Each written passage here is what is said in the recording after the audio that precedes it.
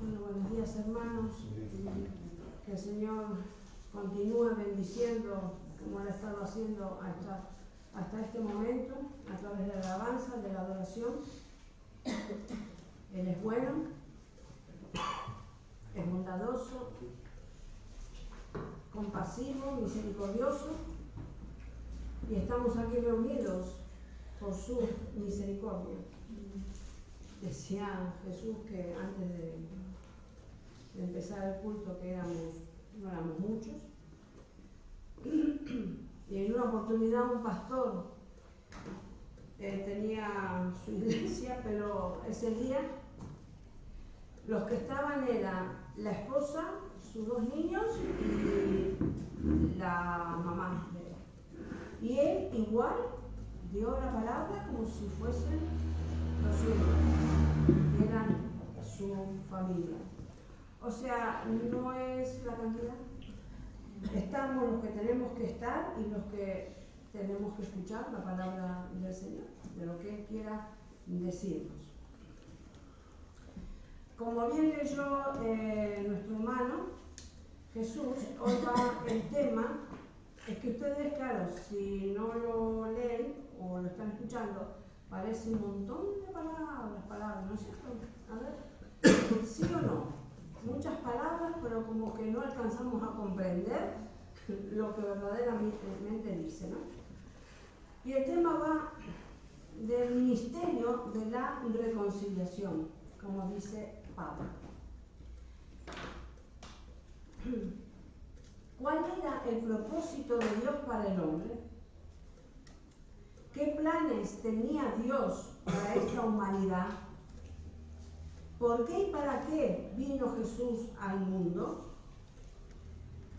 Su propósito era que le conocieran, primero. Segundo, su deseo era ser su Dios y su Rey. Tercero, ser su amigo. Caminar siempre con Él. Que el hombre aprendiera a amarle. Que disfrutara de su presencia constantemente. Ser un individuo totalmente libre, buen administrador de esta tierra, de lo que Él le había dado, y por sobre todo que le dieran gloria a Dios en todo. Para eso fuimos creados, para la gloria de Él. Sus planes, sus pensamientos para el hombre está en Jeremías 29:11, que dice: porque yo sé los pensamientos, o planes, quiere decir, que tengo acerca de vosotros, dice Jehová, pensamientos, planes de bien, de bienestar, y no de mal, para daros el fin que esperáis. Y quisiera dar una breve pincelada de las muchas veces y diferentes maneras que Dios habló a los hombres, manifestándoles su amor y que nunca los iba a abandonar a su suerte. Es una pincelada, porque por siglos, siglos y siglos, y lo que está en la palabra es muchísimo más, pero solamente para que veamos el amor de Dios. En Génesis 6, 5, Agustín, si lo puedes leer, habla sobre la maldad de los hombres.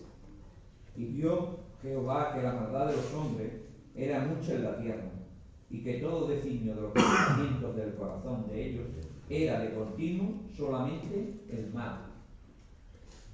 Es el 5, y el otro, 6. ¿Y el 8? Es que era 3, 5 y 8. Ah, ¿están todos ya? No, te voy a leer 3, 5. Voy a volverlo a leer. Sí, por favor. Y dijo Jehová: no contenderá mi espíritu con el hombre, porque ciertamente él es carne, mas serán sus días 120 años. Y el 5 dice: y vio Jehová que la maldad de los hombres era mucha en la tierra, y que todo designio de los pensamientos del corazón de ellos era de continuo solamente el mal. Y el 8: pero Noé halló gracia ante los ojos de Jehová. Muy bien. Pero Noé halló gracia ante los ojos de Jehová. El hombre empieza con sus maldades, pero el Señor no los abandona. Si bien todos perecieron en el diluvio, el Señor preservó la humanidad y los seres vivientes. Podría haberlo exterminado, pero el Señor no quiso, quiso que la humanidad continuara y los seres vivientes también, ese remanente que siguiera. Luego vino la Torre de Babel, Génesis 11, 6, 9. Y dijo Jehová: he aquí el pueblo es uno, y todos estos tienen un solo lenguaje, y han comenzado la obra, y nada les hará desistir ahora de lo que han pensado hacer. Ahora, pues, descendamos y confundamos allí su lenguaje, para que ninguno entienda el habla de su compañero. Así los esparció Jehová desde allí sobre la faz de toda la tierra, y dejaron de edificar la ciudad. Por esto fue llamado el nombre de ella Babel, porque allí confundió Jehová el lenguaje de toda la tierra, y desde allí los esparció sobre la faz de toda la tierra. Gracias. Bueno, ¿qué es lo que ellos querían hacer? Llegar al cielo y hacer lo que se les daba la gana, y pecar, porque ese es el fin del hombre, hacer lo que se les da la gana y pecar. Y entonces el Señor, ¿qué es lo que hizo? Antes que esto continúe, termino con esto, los esparzo, los confundo con distintas y diversas lenguas, y así no llegarán a lo que ellos pretenden. Pero, ahí no queda, llama a Abraham, en Génesis 12. El Señor le dijo: y no se llamará más tu nombre Abraham, sino que será tu nombre Abraham, porque te he puesto por padre de muchedumbre de gente y te multiplicaré en gran manera, y haré naciones de ti y reyes saldrán de ti. Todo esto el Señor lo cumplió. El Señor volvió a levantar a otro hombre, y el hijo de la promesa tan deseado, ese hijo tan esperado, Isaac, fue dado, fue engendrado, y fue la promesa hecha en Abraham.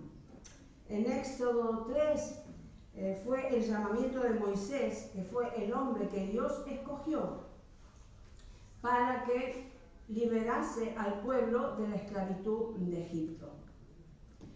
Después vino Josué. Yo lo que quiero es que vayan escuchando y viendo cómo el Señor no dejó a la humanidad así a la deriva. Siempre levantó a alguien para que los dirigiera. Después vino Josué, sucesor de Moisés, que hizo entrar a Israel a la tierra prometida, pero no llegó a conquistarla totalmente. Después de Josué, Dios levantó jueces que eran sacerdotes, eran libertadores, eran caudillos militares, todo eso para librar al pueblo del poder del enemigo. Eso está en Jueces 2:16. El que quiera los versículos después me los puede pedir. El libro de Jueces apunta a Jesucristo, que es el eterno gran juez, rey y señor de su pueblo. Y Jueces termina con una frase muy triste, no sé si algunos se acordarán. Cada uno hacía lo que bien le parecía. Cada uno hacía lo que bien le parecía, porque no había rey sobre Israel. O sea, que hacían lo que se les daba la gana. Y hay un pasaje aún más triste, que es cuando Israel pide rey. Está en 1 Samuel 8:58. ¿Qué planes tenía Dios para su pueblo? Ser su rey y que Él los gobernara. Y si vivían ordenadamente y vivían en la voluntad del Señor, hubieran conquistado, hubieran tenido sus batallas, las hubieran ganado todas, no hubieran perdido, siempre hubieran sido cabeza y no cola, como dice el Señor en su palabra.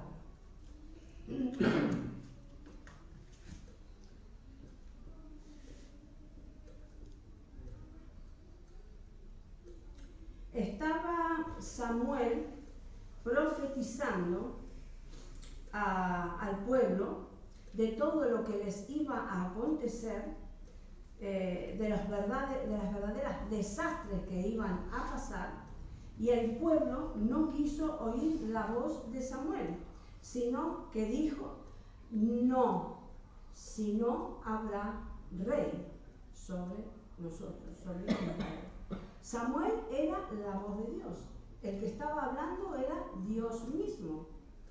Y el pueblo le dice: a ti no te queremos, Dios, a ti no queremos, contigo no vamos a ver nada, ponnos un rey humano. Así le fue. Todo lo que ocurrió, todo lo que aconteció, es lo que vemos en la palabra. Después fue levantado David como rey, y también él cometió pecado, hizo tremendas cosas, pero se arrepintió de corazón, el Señor le perdonó, y dice que Dios estaba con él. Y en 1 Samuel dice: Dios dice a Saúl que su reino no iba a ser duradero, porque el Señor había buscado un hombre conforme a su corazón, que quiere decir un hombre que le agrada a Dios. Dios sabía perfectamente todo lo que iba a pasar en la humanidad y sabía lo que iba a hacer Saúl y que su tiempo iba a terminar y la forma que terminó, él y su familia. Pero no por eso deja de levantar y decir: levanto a otro ya, para que sea rey sobre Israel. David, de sus noches más oscuras, salieron las alabanzas más hermosas, de consuelo, de fortaleza, de confianza en su Señor. Así fue también llamado el dulce cantor de Israel, porque ahí dejó todo escrito, ¿no?, de todo su sufrimiento, pero también de las alabanzas y de la adoración a su Dios. No quisiera ya extenderme más, porque estas son, como dije, las pinceladas para que veamos el amor de Dios, el brazo extendido de Dios hacia una humanidad perversa. Luego Dios levantó profetas que eran la propia voz de Dios, pero nada de esto resultaba como el Señor quería. ¿Qué hacer entonces con todo esto? Era evidente que había una separación entre Dios y el hombre. ¿Y qué solución se le podía dar a esta situación entre el Creador y su criatura? Una hermosa palabra encierra este acto de amor, y es la palabra reconciliación. Y lo vamos a decir todos juntos y fuerte. Reconciliación. Sí, un poquito más, a ver. Reconciliación. Muy bien. Este es el tema de esta meditación. ¿Qué significa reconciliar? Según el diccionario de la lengua española, es hacer que dos personas que estaban enfrentadas dejen de estarlo. Y según el diccionario bíblico, es el restablecimiento de la amistad del hombre con Dios, pues entre ambos reinaba enemistad. Es la eliminación de un profundo desacuerdo. Dios aquí, el hombre aquí. Separación total. El hombre, por su pecado, se encontraba alejado de Dios, pero en la persona de Jesús, Dios mismo ofreció el camino hacia la reconciliación. ¿Y de quién surgió la iniciativa o la espontaneidad de dicha reconciliación? ¿Salió del hombre o salió de Dios? ¿Quién dio el paso para la reconciliación? ¿De quién salió? El hombre nunca va a hacer nada, de nada. Siempre es Dios. Eso es lo que vamos a enfatizar, el amor de Dios y Dios. Dios siempre es el que abre, el que da el paso. Dios es el que busca a las personas. No es el hombre que busca a Dios. No. Ya escucharon todo lo que hemos comentado de las veces que le ha dado el hombre la espalda a Dios. es Dios el que extiende su mano.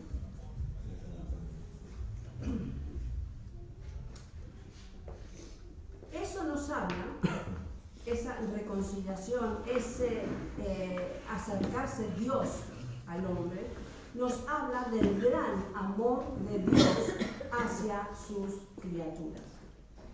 Hay un pasaje que habla del amor de Dios sin límites, que está en Efesios 3:19, y que dice, y de conocer el amor de Cristo que excede a todo conocimiento, para que seáis llenos de toda la plenitud de Dios. Cuanto más mora el Señor en nuestro corazón por la fe, tanto más somos llenos hacia toda Asia. Somos llenos hacia toda la plenitud de Dios. Al escudriñar las Escrituras, al estudiarla, investigarla, meditarla, etc., cuando vamos conociendo más, somos conscientes de que estamos tratando con verdades mucho mayores que nuestra capacidad de comprender o de explicar. ¿Esto se entiende? Nos enfrentamos, cuando estudiamos la palabra, con verdades que van más allá de nuestro comprender y de nuestro poder explicar. Porque las cosas de Dios son profundas, aunque Él en muchísimo la hace sencilla para que la entendamos, pero porque Dios es profundo. Y para dar un ejemplo, ahora imagínense el océano. ¿Cuán grande es el océano? Para nosotros es infinito, ¿no es cierto? Bueno, cogemos un dedal y hundimos el dedal en el océano. Sacamos el dedal y tenemos así de agua. Y todo el océano y tenemos así de agua. ¿Cuán poco del océano hay en el dedal? ¿Cuán poquito del océano hay en el dedal? Pues así es infinito el amor de Dios para con nosotros. Así de infinito, ustedes se lo están pensando. Todo un océano inmenso, infinito. Y solamente cogemos esto. Así es el amor de Dios para con nosotros de infinito.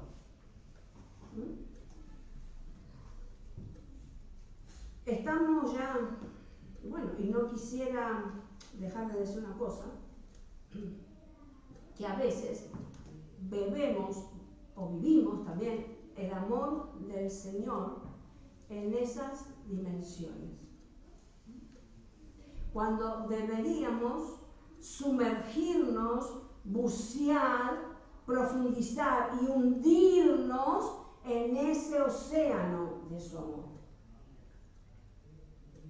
A veces vivimos sin sentir ni percibir ese océano de su amor, sino que vamos de a sorbitos, de sorbitos, de sorbitos. No es que aquí tengamos todo y seamos todo, sí, lo seremos allá, pero aquí el Señor lo que sí quiere es que probemos más y más y más y más su amor. Que seamos llenos de su amor, que busquemos ser llenos de su amor. Bueno, mañana es Nochebuena, no voy a estar hablando de lo que se habló, que fue muy bueno, muy interesante, participativo de lo que es la Navidad y todos sus accesorios. Que es una fecha importante para la cristiandad y para el que no es creyente es un tiempo de excesos de todo tipo sin llegar a nada. Al principio mencionábamos de cuántas maneras Dios habló al hombre y cuán grande era su deseo de atraerlo hacia su corazón y que pudiera beber, saborear el dulce amor de su Creador. Y la única manera de llegar a la humanidad era viniendo Él mismo, engendrado en María. La venida de Cristo se asemeja, como dice Lucas 1:78, se asemeja al amanecer, y durante siglos el mundo había estado sumergido en tinieblas.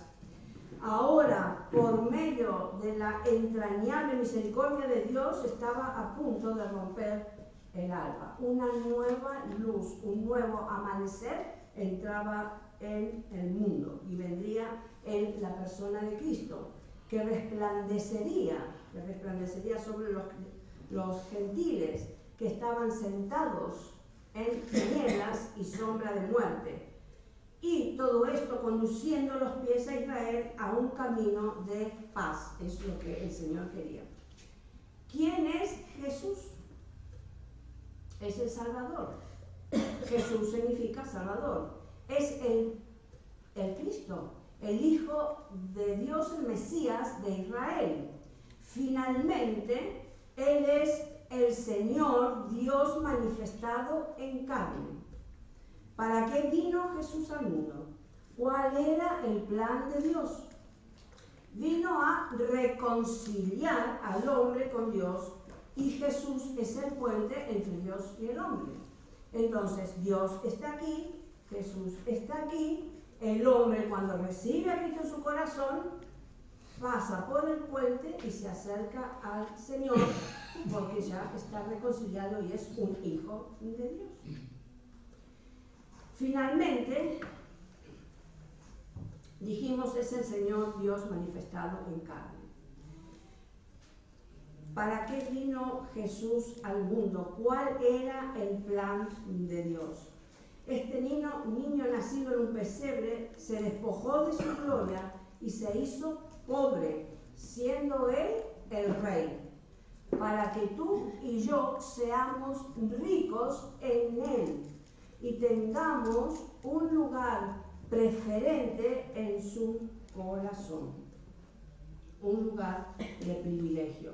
Sufrió frío, siendo el sol, para que tú y yo vivamos al suave calor de su amor. Una sencilla manta o lo que sea que le hayan puesto cubría su cuerpo, para que tú y yo tuviéramos y viviéramos bajo sus alas protectoras.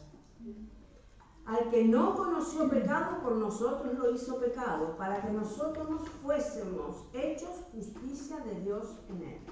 Para algunas personas esto les resulta un poco difícil de comprender. Es que todo el pecado nuestro, todo el pecado de la humanidad cayó sobre Jesús, no en él. Pero hay algunos que piensan que en la cruz Jesús se hizo pecador. Eso no es así, porque Jesús fue, es, será siempre eternamente santo, santo, santo. O sea, nuestros pecados cayeron sobre Él, pero nunca dentro de Él.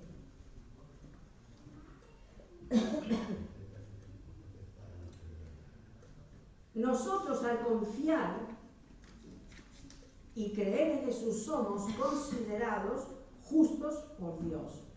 Dios estaba en Cristo reconciliando consigo al mundo y estaba en la misma persona de nuestro Señor Jesucristo.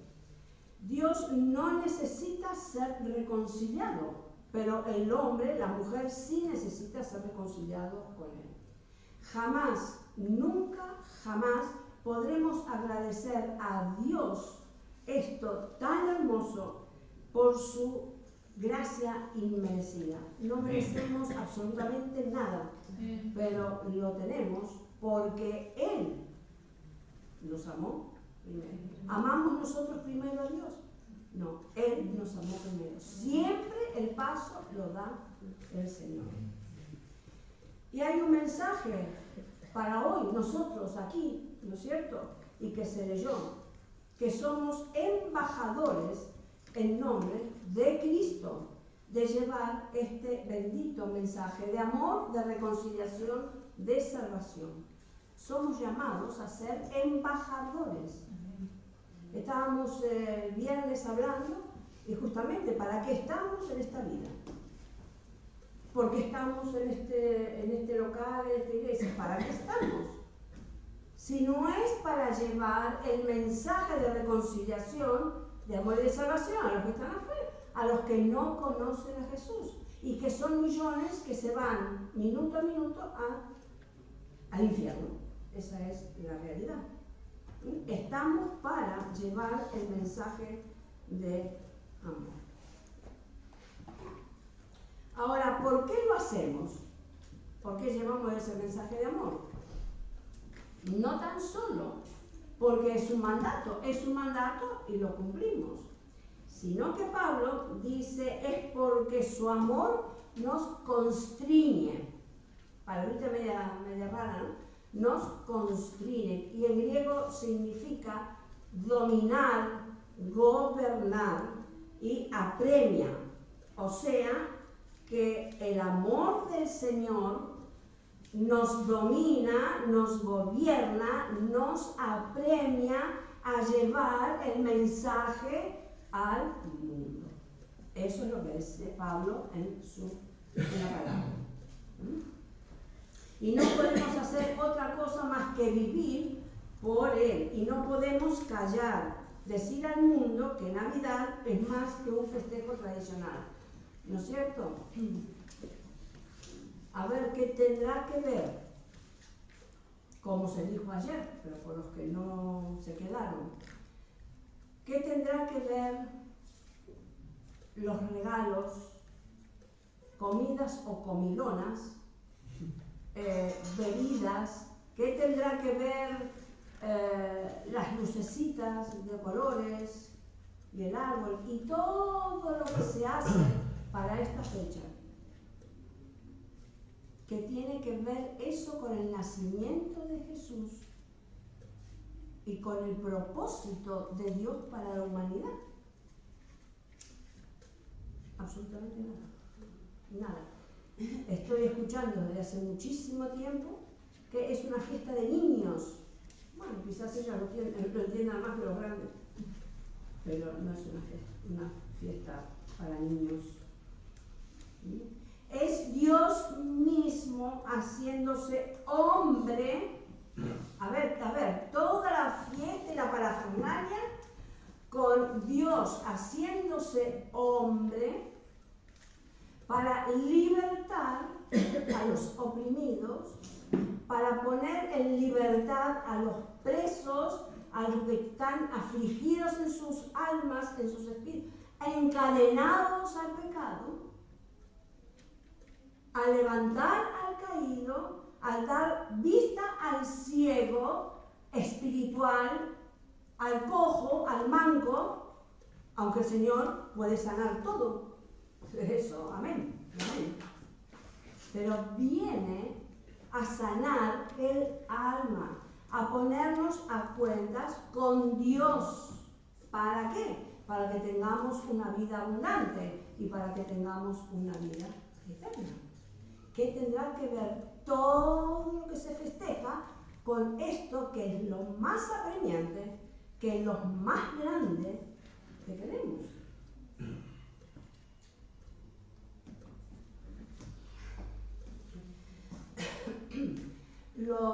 Todas las cosas que están sucediendo, la naturaleza, como que decimos, se volvió loca, los terremotos y todo lo que vemos permanentemente, la inmoralidad ya, que va al límite, pasa, la crisis económica. Bueno, no quiere decir que antes no pasaba. Ahora tenemos la televisión, la radio, el periódico y lo vemos así todo. Vemos cómo caen las bombas en la televisión cuando hay guerra, ¿sí o no? Lo vemos ahí en el momento. Pero no quiere decir que antes no hubiera, que los reyes no mataran a sus esposas, que sus esposas no mataran a los reyes y a los hijos, incesto y todo lo que se quisiera, porque el pecado es pecado, porque los demonios son los mismos de ayer, de antes y de ahora.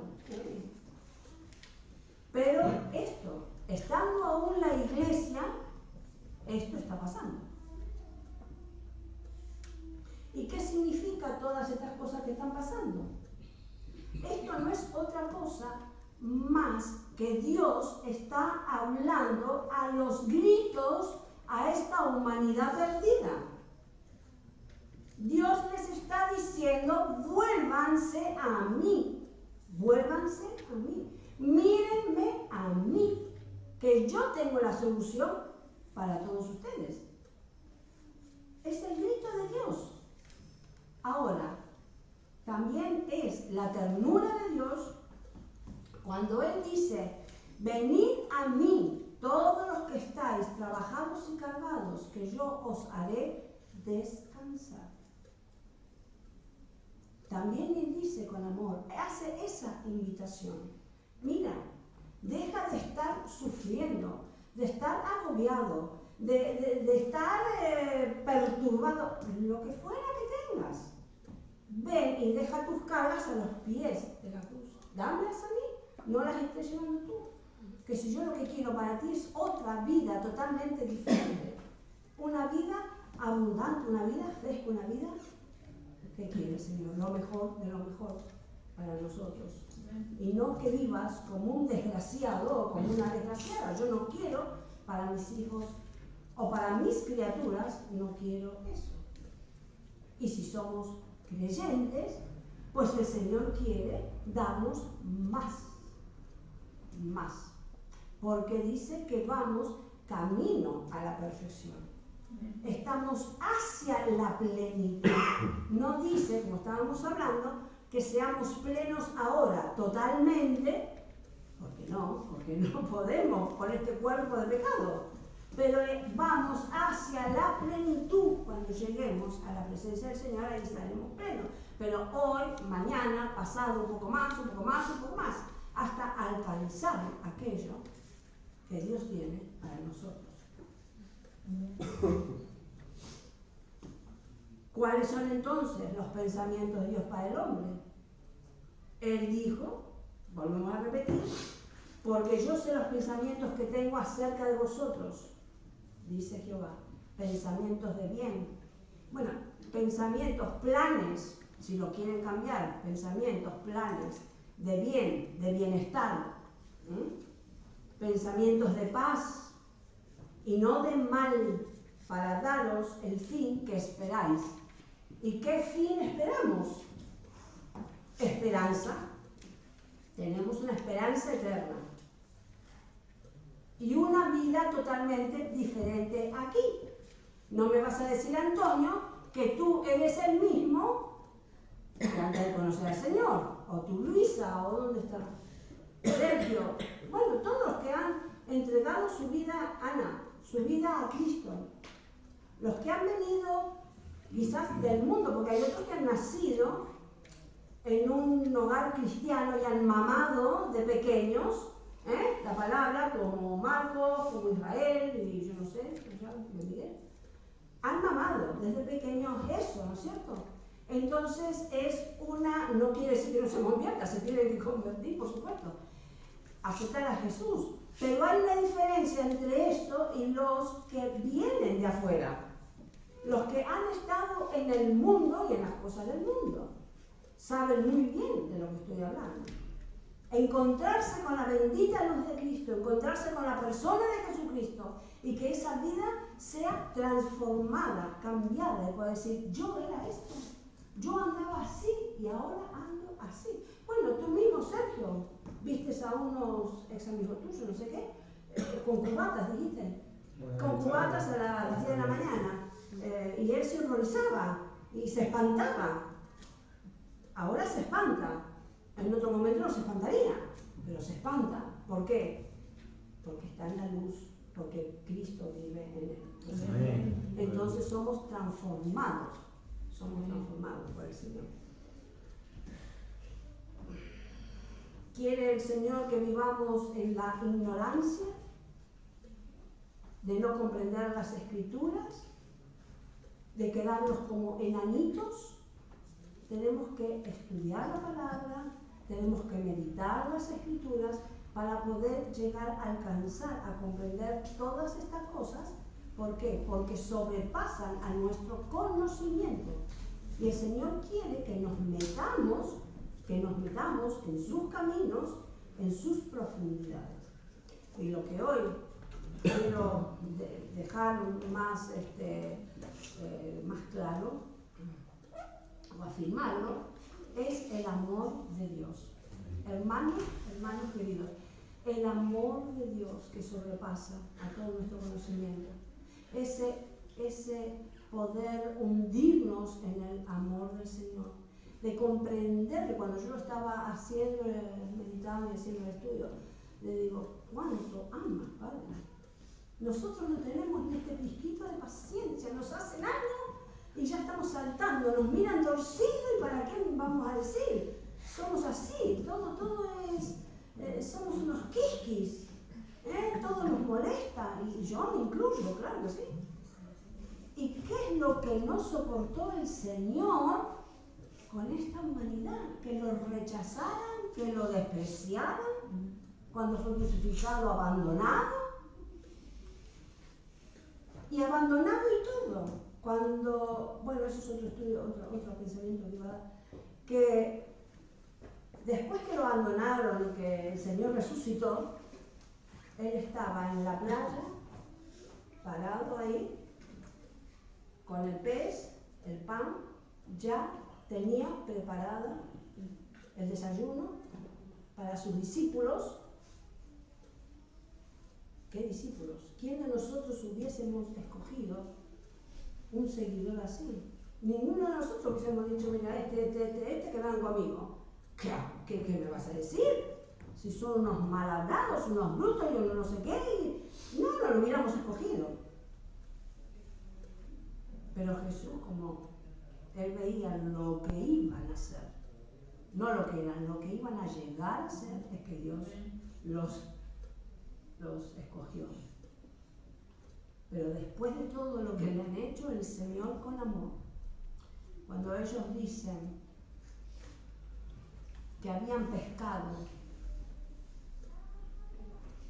que no pudieron pescar todo lo que, bueno, no pescaron nada, mejor dicho, le pusieron las redes y no pescaron. Y después cuando Jesús le dice que pongan las redes, pescan y sacan muchísimos peces. Pero el Señor se hace a un costado y deja que ellos se gocen de haber sacado los peces, como que ellos lo pescaron por sus propios medios. El Señor se hace un costado. Imagínense nosotros si hiciéramos eso. Yo lo hice, yo saqué todos esos pescados, después de todo lo que me hiciste, bueno, no sé lo que diría. No nos podemos ni comparar, por supuesto. Pero por pequeñeces que nos pasan, por situaciones que de verdad a veces ni importancia tiene, hacemos un mundo. Cuando el Señor ha soportado todo lo que ha soportado, dejando su gloria, vino aquí a nacer y a morir. ¿Qué necesidad tenía Él de hacer todo eso?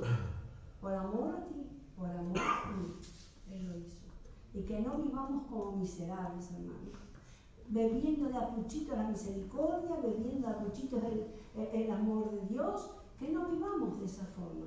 Porque Él, si nos ponemos a meditar, Él es infinito, infinito, infinita es su gracia, infinitos son sus bienes y todo lo que Él tiene es infinito.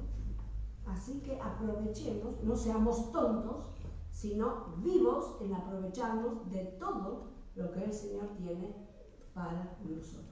Que el Señor añada su bendición en esta mañana a cada corazón y haga la palabra a lo que fue enviada en la necesidad de cada uno de ustedes. Amén.